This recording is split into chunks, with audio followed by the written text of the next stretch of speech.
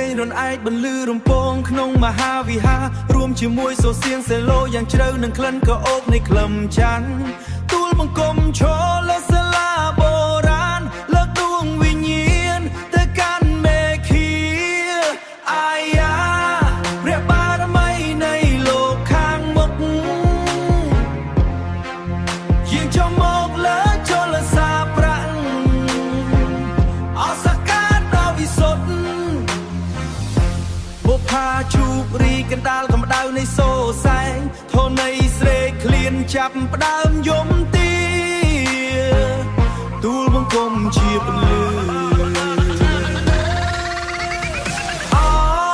ព្រះបារមីនៃលោកខាងមុខយើងចូលមកលើជលសាប្រាំងអសកាតអវិសុទ្ធ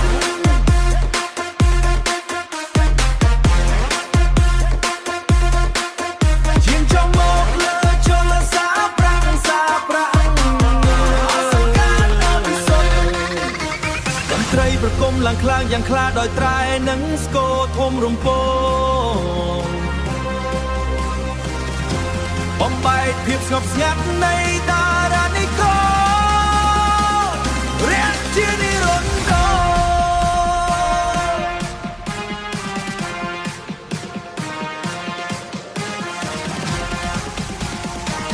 ៍រាជានិរន្តរ៍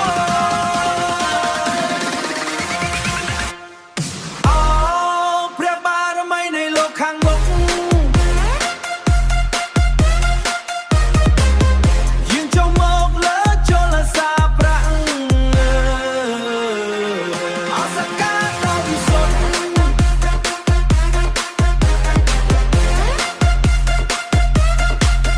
យើងចូលមកលើជលសាប្រាំងសាប្រាំង